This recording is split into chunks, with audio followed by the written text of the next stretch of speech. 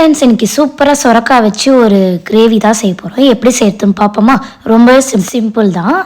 ஒரு பாத்திரத்தில் வந்து வேர்க்கடலை ஒரு 2 டீஸ்பூன் அளவுக்கு எடுத்துக்கோங்க. ஒரு 3 பல்லு பூண்டு சேர்த்துக்கோங்க. ஒரு 4-5 காஞ்ச மிளகாய், உங்களுக்கு எவ்வளோ காரம் தேவையோ அவ்வளோ சேர்த்துக்கோங்க. அதுக்கப்புறம் வந்து நல்லா இது வறுத்துக்கோங்க. வறுத்ததுக்கப்புறமா 1 டீஸ்பூன் அளவுக்கு சீரகம் சேர்த்துக்கோங்க. சேர்த்துட்டு இது நல்லா ஆறுனதுக்கப்புறம் மிக்ஸி ஜாரில் போட்டு இதை பவுட்ரு பண்ணிக்கோங்க. அதே பாத்திரத்தில் 3 டீஸ்பூன் அளவுக்கு எண்ணெய் சேர்த்துக்கோங்க. கடுகுளுத்தம் பருப்பு போட்டுக்கோங்க. காஞ்ச மிளகா உங்களுக்கு எவ்வளோ தேவையோ அவ்வளோ சேர்த்துக்கோங்க. சேர்த்ததுக்கப்புறமா பூண்டு நல்லா நசுக்கி வச்சுருக்கேன், அதையும் இது கூட சேர்த்துக்கிறேன். கருவேப்பிலை சேர்த்துக்கோங்க. சேர்த்ததுக்கப்புறமா நான் சின்ன வெங்காயம் சேர்த்துக்கிறேன். உங்களுக்கு சின்ன வெங்காயம் வேணான்னா பெரிய வெங்காயமே சேர்த்துக்கோங்க. சேர்த்ததுக்கப்புறமா இதை நல்லா வதக்குங்க. வதக்கினதுக்கப்புறமா இப்போ சுரக்காய் வந்து கட் பண்ணி வச்சுருக்கேன், அதையும் இது கூட நான் வந்து சேர்த்துக்கிறேன். சேர்த்ததுக்கப்புறமா இப்போ நல்லா வதக்கினதுக்கப்புறமா இதை ஒரு 10 நிமிஷம் மூடி வைங்க. மூடி வச்சதுக்கப்புறமா இப்போ வந்து 1/2 டீஸ்பூன் அளவுக்கு மஞ்சத்தூள் சேர்த்துக்கோங்க.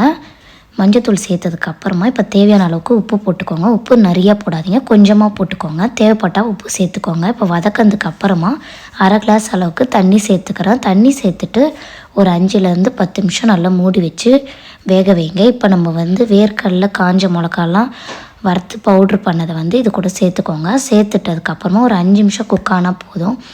ரொம்பவே சூப்பராக இருக்கும். இந்த வீடியோ பிடிச்சிருந்தால் லைக் பண்ணுங்கள், ஷேர் பண்ணுங்கள், கமெண்ட் பண்ணுங்கள், சப்ஸ்கிரைப் பண்ணிக்கோங்க. இந்த மாதிரி ட்ரை பண்ணி பாருங்கள். ட்ரை பண்ணிவிட்டு கமெண்ட் பண்ணுங்கள். தேங்க்யூ, பாய்.